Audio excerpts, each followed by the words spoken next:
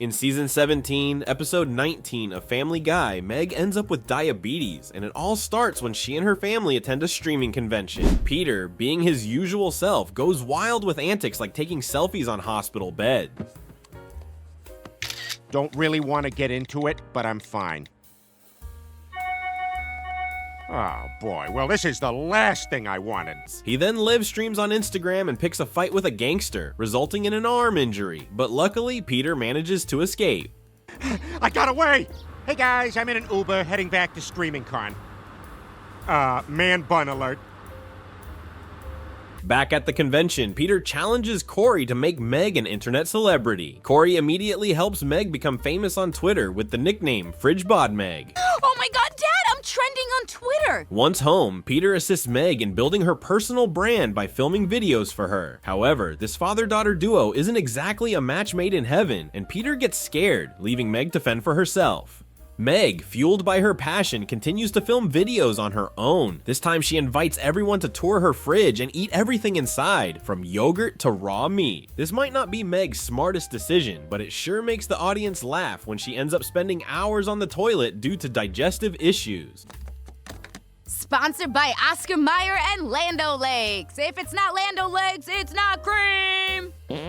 During this ordeal, she snaps a hilarious photo promoting a toilet paper brand, gaining even more followers on Twitter. Meg quickly lands various advertising deals, including one for Magic Shell topping. In a hilarious twist, Peter uses the topping to turn himself into Han Solo, but then another Peter shows up and the two argue over who the real Peter is. I mean, come on, a topping can't beat the real deal, right? And Lois just ends up killing an ice cream, right? Thank God, Lois. Does anyone mind if I turn the thermostat down to 32 degrees? But none of that matters because it helps Meg become even more famous, though she's also gaining weight from all the sugar. Meg, now famous with the hashtag #FridgeBodMeg, continues her journey. She grabs what looks like 7 liters of corn syrup and, cheered on by her fans, drinks it all and passes out. Luckily, Brian shows up in a Hummer, I borrowed it from the garage while they fixed my girly car, and rushes Meg to the hospital. On the way, Brian notices Meg's middle finger smells funny. Her middle finger smells weird! Do you know what it smells like? Comment below. Oh, just kidding? Keep it to yourself. At the hospital, Dr. Hartman diagnoses Meg with type 2 diabetes. Her blood is like sap in Vermont gold. After waking up, Meg becomes the face of the diabetes medication Paneresta, and things go downhill from there as she uses Paneresta as a painkiller. Pencresta makes opiates look like baby aspirin. Lois warns Meg that the medication doesn't work and could lead to blindness and losing her legs. But of course, Meg doesn't care. Her diabetes worsens and she can only lie in bed because her legs have complications and she can't walk. Yet her endless passion for fame drives her to continue filming eating videos from her bed, featuring sugary and starchy foods. Her neighbor Joe senses something's wrong with Meg's legs. He has a knack for connecting with people who've lost their leg. Meg's feet are gone, rotted. I have a gift for knowing when something bad happens to someone's legs. Kind of like a shining. Indeed, her legs have become necrotic. Now in a wheelchair, Meg attends a rally in her honor at school. There she meets her friends who have become obese from following her sugary and starchy diet. If anyone remembered what we looked like, it would be shocking how fat we are. You've inspired us to gain all this weight, and we just wanted to say thanks. At this moment, Meg realizes her mistake. She looks out at the hall filled with thousands of obese fans waiting for her. She feels scared and blames herself for making everyone overweight. After calming down, Meg decides to warn everyone about the dangers of unhealthy eating. This enrages her fans, who stomp their feet and demand the return of the old FridgeBodMeg. Bring back the fridge! Bring back the fridge! Bring back the fridge! Bring back the fridge! With the combined weight of thousands of obese fans stomping, a horrifying scene unfolds as the hall collapses, crushing an old janitor, leaving only his legs visible. From that point on, things get better. Meg gets new legs and returns to her normal life. So, Good news all around. In Season 7, Episode 11, Meg gets the mumps thanks to her dad, Peter Griffin. The story unfolds when the Griffin family attends a Star Trek convention. Meg complains to Peter that it's super boring, but Peter is thrilled and eager to explore new things, starting with LeVar Burton's glasses.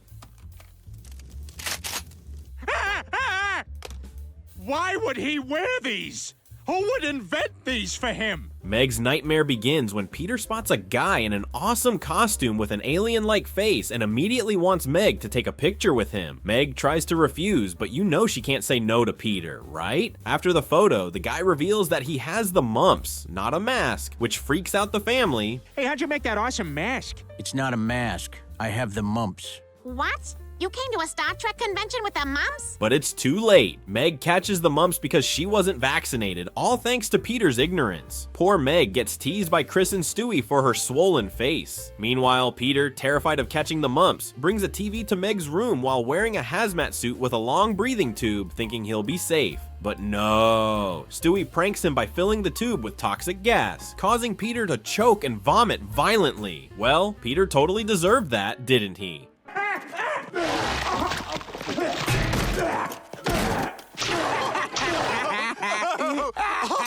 Feeling bored, Meg watches religious shows featuring Kirk Cameron, which give her a newfound faith in life, especially feeling more loved by God than by her dad, Peter. Your mother made soup for you. Here you go, honey. Well, you know who does love you? The Lord. Here's your milk.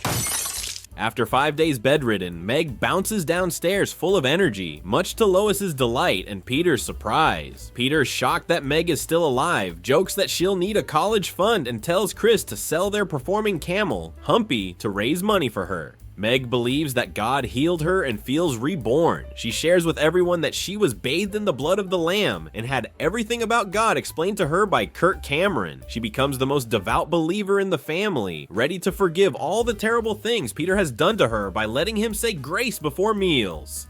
Dear Lord, please give me the cheat codes for Mike Tyson's Punch-Out. I have been stuck on Bald Bull for 4 years. I tried left, up, B, dodge, uppercut, but he still knocks me out. Seeing Meg go overboard, Lois advises her to tone it down, but Meg ignores her and turns her attention to Brian, discovering that he's an atheist. This shocks the family, but they understand Brian has his reasons. I mean, look at the Hubble telescope. It's discovered untold wonders of a vast, unexplored universe, but not one picture of a guy with a beard sitting around on a cloud. Meg gifts Brian a cross, hoping he'll open his heart to God, but Brian treats it like a toy. Undeterred, Meg invites Kirk Cameron's brother, Growing Pains, to talk to Brian about God, but it seems Meg and this guy have a deal. They got my picture up at the drugstore and they won't sell me any Sudafed. I'll make it worth your while. Ben! Dad? Ben! What have I told you about trading sexual favors for Sudafed? Brian gets annoyed with Meg's attempts to change him, and despite her explanations, he remains an atheist dog. So Meg does something bad. She tells everyone Brian is an atheist. The news spreads quickly, and Brian is mentioned on the evening news. Angry at Meg, Brian reassures himself that everything will be fine. But no, people start coming to the house and throwing things to protest Brian. I thought only he without sin could cast the first Prius. It doesn't stop there. Brian is denied city services, and worst of all, no bar will serve him drinks. This led to a hilarious situation where Brian asked Chris to pretend to be an adult to buy alcohol for him. However, this plan failed because, well, you know, Chris doesn't have an ID that says he's of legal age. Brian, frustrated by his lack of booze, starts hallucinating bottles spinning around his head. Come on, you know you want a drink. Yeah, come on, Brian, drink us. Come on, drink me. What are you waiting for? Yeah, you big silly ass. Just wrap your lips around me and take a big gulp. Despite being mad at Meg, he pretends to be enlightened and starts believing in God just to get his drinks back, making Meg hug him with joy. Brian tells Meg to spread the news so he can return to normal life. To celebrate, Brian suggests they drink like Jesus did. Do you like the wine? Very much. What is it? Take a guess. I have to leave. Nah, sit down. Meg wants Brian to join in a book burning, believing these books could harm God. Brian refuses and admits he lied about being enlightened just to drink. He advises Meg to wake up because book burning is wrong. She doesn't listen until Brian's persuasive words finally make her see reason. If there were a god, would he have put you here on Earth with a flat chest and a fat ass? And what kind of god would put you in a house where no one respects or cares about you, not even enough to get you a damn mumps shot? Meg acknowledges Brian is right, but wonders, if not God, what should she believe in? Brian's answer, believe in yourself, Meg. Meg suffered from septic shock in season 12, episode 4. Curious to know why? Let me tell you the story. Meg went to school as usual, opened her locker, and found her baby calling her mama. She immediately threw a book to crush him. Poor kid. When Meg's friends showed up, she turned into a different person, more friendly. She was surprised when they called her Megan and explained that Meg was short for something funnier. But actually, Meg is short for something else. Peter, would you give this to the nurse? Uh-huh. Robots in disguise. Meg's peaceful days were about to end with the arrival of Mike Pulaski, a tall, bullying student. The atmosphere at school became tense. Neil had a brilliant idea to make peace with the bully by befriending him. Whoa, great idea, but it turned Neil into a balloon in Mike's hands.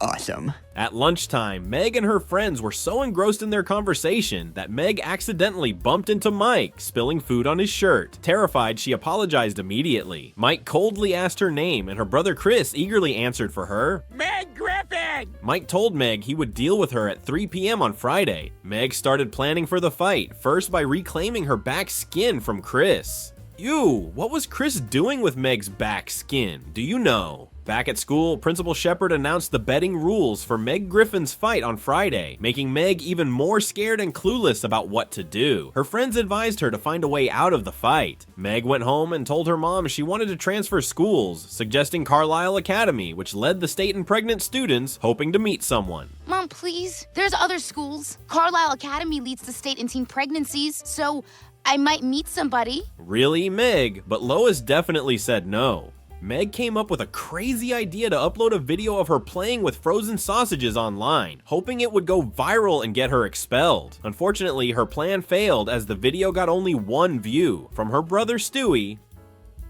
Ooh. You know what? Good for her. Not giving up, she paid $1,000 to hire 4 big guys to help her beat Mike, but the result was disastrous. What's going on? Did that kid from the future come back?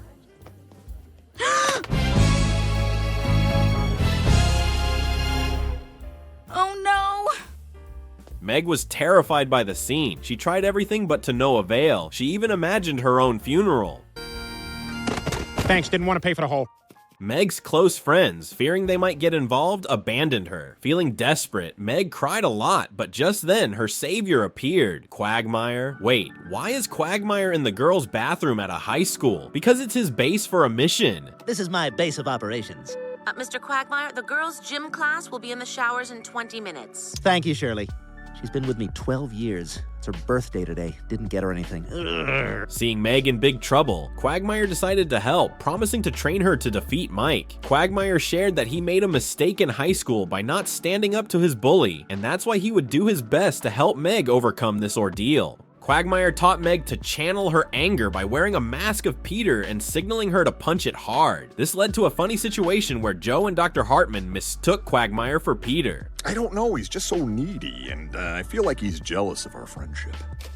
Hey, Peter. Hey, Joe. I'm glad you guys are here. I've got terrible, gross medical news for Quagmire. Maybe you can help me break it to him. Back to training, Quagmire advised Meg to use her most powerful weapon, her disgusting body. To get in shape for the fight, he made Meg drink raw eggs, but she wondered why there were no yolks. I don't see any yolks. Just drink it.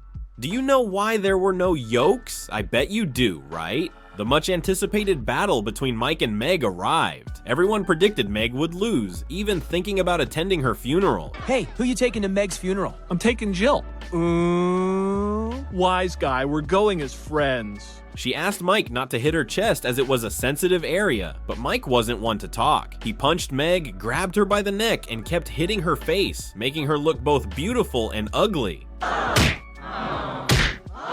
Just stop there!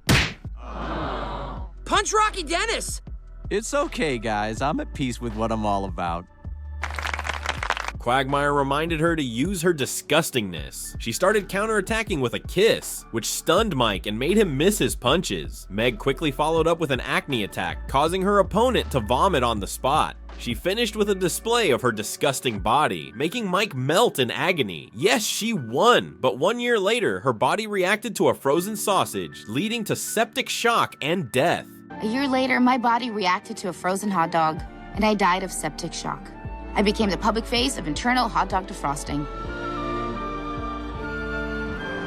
In season 11, episode 12 of Family Guy, Meg loses a kidney. Yes, you heard that right. She loses one of her kidneys to a handsome organ trafficker. The story unfolds on Valentine's Day when Meg connects with a charming guy named Toby online. Excited, she agrees to go on a date with him. When they first meet, Meg compliments Toby, saying he looks just like his picture, but he jokes that she doesn't.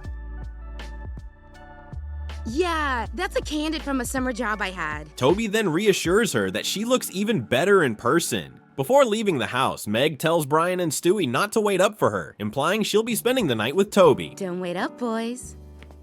Meg feels great as they share common interests, like their love for Coldplay. As they toast to their wonderful date, boom, Meg is drugged by this bad boy. So what should we do next?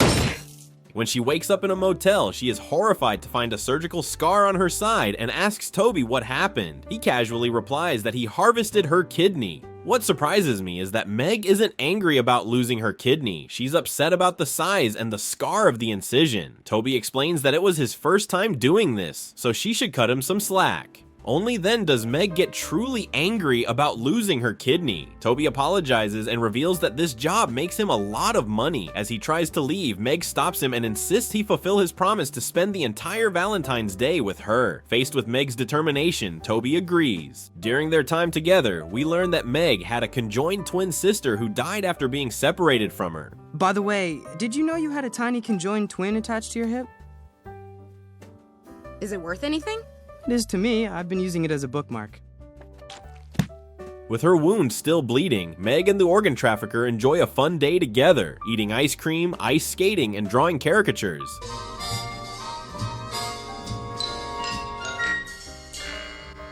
At the end of the day, Toby takes Meg home and, before leaving, gives her a gift. Guess what it is?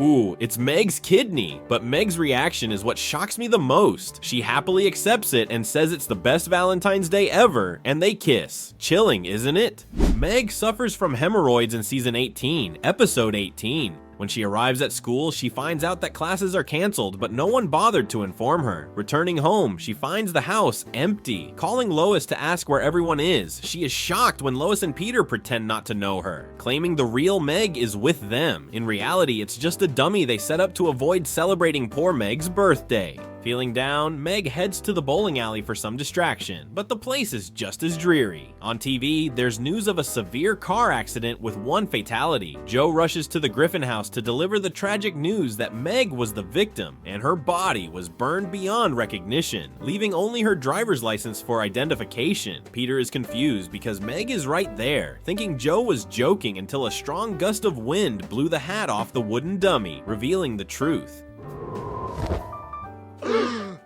You know, it's weird that didn't happen on the pier all day. Or when we rented that convertible. Back at the bowling alley, Meg discovers that Bruh mistakenly gave her driver's license to another girl, leading everyone to believe she was dead. And the saddest part? No one seemed to care. But wait, there's a silver lining. Quiznos cared enough to light a bunch of lanterns for her.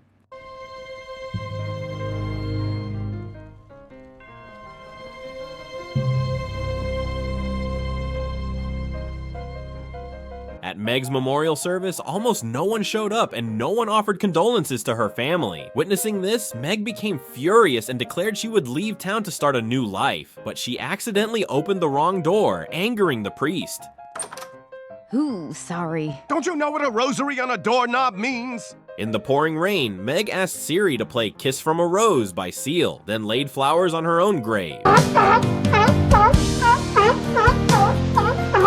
She moved into a new apartment, which she repaired and decorated herself. There, she made new friends under the name Natalie Hallway. They invited her to a welcome party on the rooftop, but she couldn't sit on a chair without a cushion due to her hemorrhoids. To Natalie Hallway, our new friend. Natalie, sit down. Tell us about yourself. No! What of you? At school, after Meg's death, Chris became popular and received many privileges, like using the driver's ed car whenever he wanted. Meg wanted to forget her past in Quahog, so she constantly lied to her new friends, claiming she had lived at the US Embassy in South Korea, or was one of the first black women to study math for NASA, making them exclaim, "Your mom must be so proud of you." Just then, Lois posted a tribute to Meg's childhood, making her miss her family.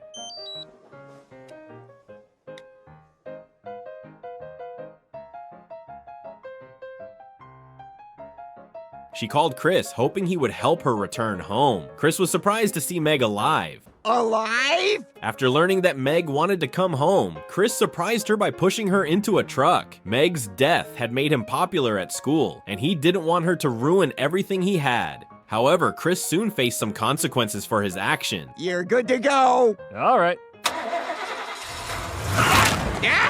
What are you doing? Sorry, I got distracted by all this whapping the side of the van business. Meg was locked in an abandoned warehouse, and no one could hear her cries, but she could still listen to her favorite music. Siri, play Seals and Croft. Darling, if you want me to be. Meanwhile, at Meg's school, a memorial service was being held with her entire family present. I'm gonna need 3 seats for my elbow supporters. Refusing to accept her fate, Meg used all her strength to bash her head against the floor, creating a pool of blood to slide out. As everyone enjoyed the memorial, Meg burst through the doors, declaring she was alive, shocking the entire hall. Lois was overjoyed and asked what had happened. Meg pointed at Chris, saying he had done this, causing the principal to misunderstand and think Chris had saved Meg, signaling everyone to celebrate. Hey, I'm not gonna make it this weekend. Oh, but you're gonna miss the big janitor dance. This is our last chance to get laid before janitor college. You think I don't know that? Meg immediately corrected him, saying, "Chris kidnapped me to keep his popularity." But with his newfound fame, Chris stubbornly acted as if Meg were still dead. Surprisingly, everyone chose to believe him, even with Meg standing right in front of them. It was sad for Meg, but she found some comfort when Lois hugged her. Yeah, Meg, I'm just really glad this whole ordeal is over. Glad this whole ordeal is what? Over. Come on! Back home, she apologized to her mom for faking her death. Lois reassured her, saying women can fake many things, like death, orgasms, or being impressed with their husband's achievements. Meg has sensitive eyes in season 11, episode 13. It all starts with Chris, who is ridiculed by his classmates during math class for wearing ugly, brandless shoes. This makes high school even harder for him, reminding him of last year's equally bad experience when he tried to lose weight just to wear a cool baseball cap. Hey guys, sure hope we win the big game on Saturday. Get lost, dork. Yeah, gain some weight, will ya?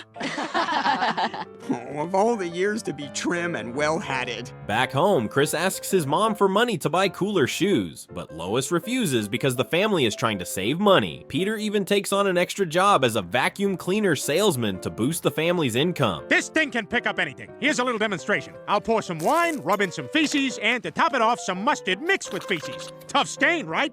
Oh crap, I forgot the vacuum. Desperate to avoid wearing the ugly shoes, Chris sneaks into his parents' bedroom to steal money. The turning point of the episode occurs when Meg catches him in the act. With a confident look, Meg tells Chris she saw him steal money from Mom's purse, and that if he wants her to keep it a secret, he must do everything she wants. Chris has no choice but to agree. When Meg hands him a long list of tasks, he realizes his mistake, but can't turn back. Poor Chris does everything Meg wants, from cleaning her room to doing her homework, but Meg is still not satisfied. She wants Chris to watch An Officer and a Gentleman and read a script she gives him when Richard Gere carries Deborah Winger out of the paper mill at the end of the movie.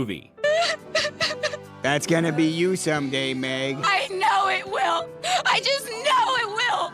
Meg's challenges for Chris become increasingly difficult. This time she wants Chris to put contact lenses in her eyes, warning him, "My eyes are very sensitive, they might overreact." Indeed, the process is tough. When Chris tries to insert the lenses, Meg's pupils move, scaring him, and Meg loses her vision, creating a chaotic and humorous situation.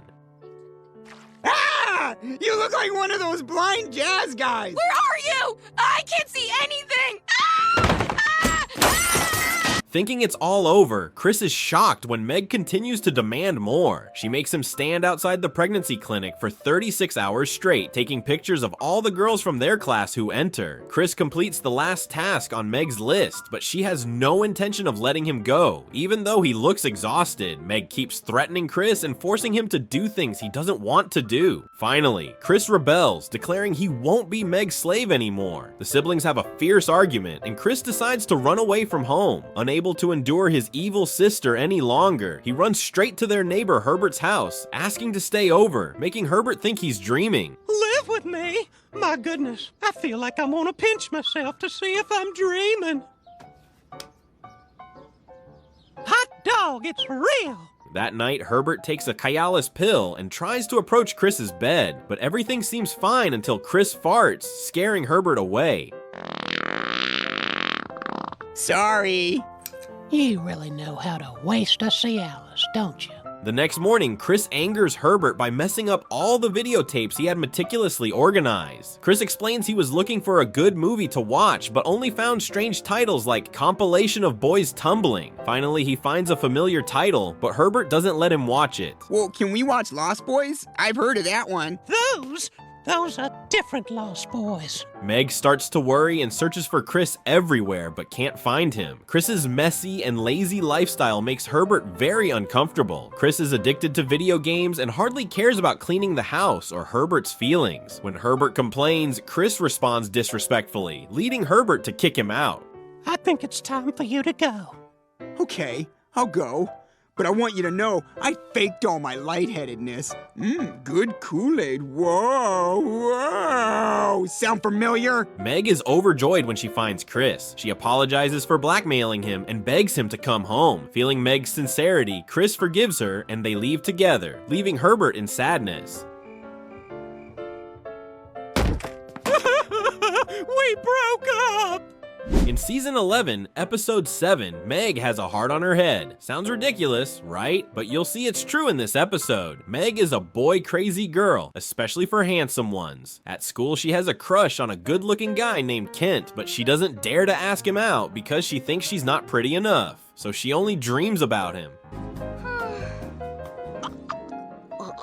I think she's choking. Should we wake her up? No, she's gotta learn to breathe out of her nose. Her dream continues when she sees Kent at the sports field. This time, she imagines Kent as a Prince Charming, riding a horse with her. Romantic, isn't it? But it makes her lose focus, and she almost gets hit by Mayor West's car. She runs over to ask if the mayor is okay. He says she's lucky because this is his destination. Then he climbs a tree to incubate eggs. And the job exchange begins. Sir, do you want to move ahead on the agreement with the sanitation union? Sir, we need leadership. After this, Meg decides she will ask Kent out no matter what, but she doesn't have the courage to call him. Maybe she's afraid he'll reject her. She tells Lois that she has a crush on a guy at school and doesn't know if she should call him. Lois replies that if it were her, she wouldn't do it, but Meg isn't her, so she should decide for herself. Taking a deep breath, Meg decides to call Kent, but he doesn't recognize her until she hints at the Facebook campaign. It's Meg from English class. And math class. And bio. And the Facebook campaign to get me to kill myself. Oh, Meg! Hey, what's up? Meg gathers all her courage to ask Kent out, and to her surprise, he agrees, making Meg feel relieved and overjoyed. Kent comes to pick Meg up for their date. While waiting for Meg to shave, he chats with Chris. From his behavior, Lois sees that Kent is a good person, while Peter posts a new tweet. In the cinema, Meg sees people around her getting cozy, and she wants to do the same with Kent, but he rejects her. Meg continues to send signals by saying she's cold, even though sweat is dripping down her shirt. She says this because she wants to hug Kent, but he remains indifferent and even leaves her alone to watch the movie. And now, our feature presentation, Adrian Brody doing sit-ups in 3D. 1, 2.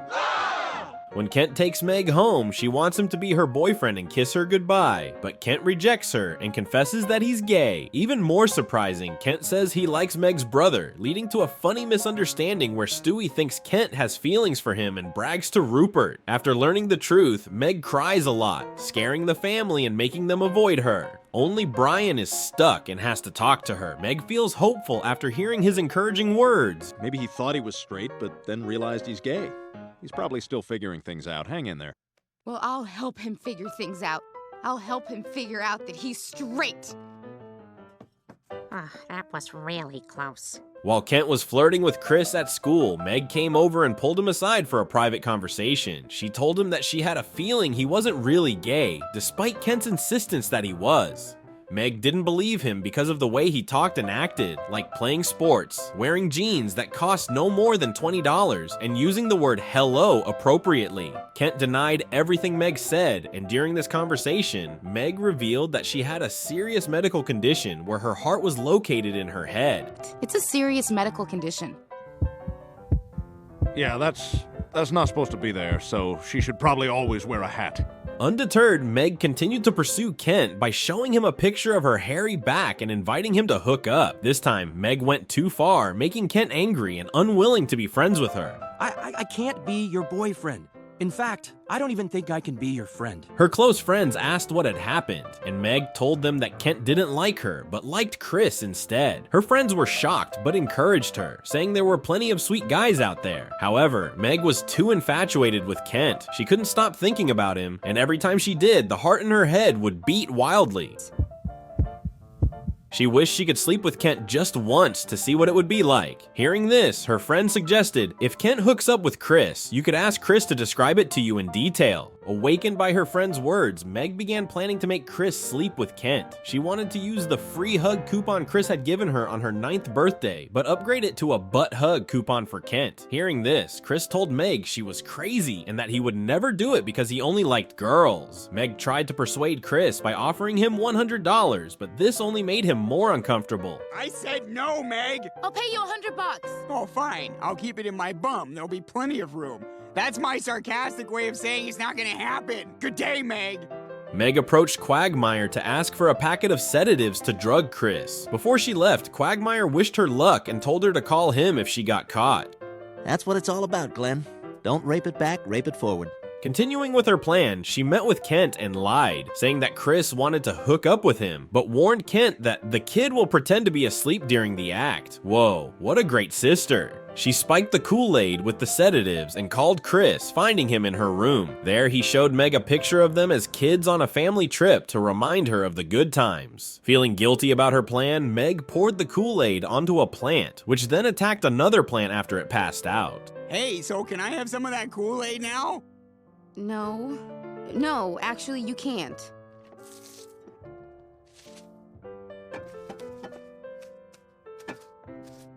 When Kent sneaked into Chris's bedroom, he found that Chris didn't want to sleep with him and called Meg to explain. She was forced to reveal her plan. Well, like I said, I changed my mind. I didn't do it, but, I was kind of gonna roofie you? As Kent stomped out, he brushed past Stewie, leaving him disappointed, but Stewie's bad luck didn't end there. He mistook the sedatives for candy, ate one, passed out, and was approached by the plant. What's this?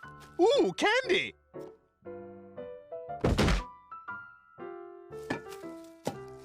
The next day, Brian comforted Meg by telling her she just needed to wait for some guy to make a mistake. Meanwhile, Stewie complained that he might have poison ivy on his butt. Hey, do either of you know what poison ivy looks like? In Season 5, Episode 15, Meg is unable to speak or move after using a certain substance. Meg, what happened to you? She can't answer you.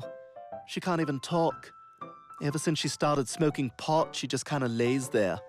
It's really sad. In Season 12, Episode 8, we see Meg getting bitten by a snake, which causes her entire body to swell.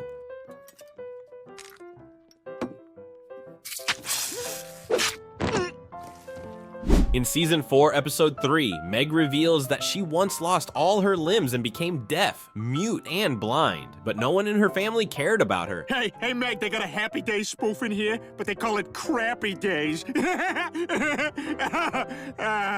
All right, you know what? If you're not gonna laugh, then I'm not gonna keep you company.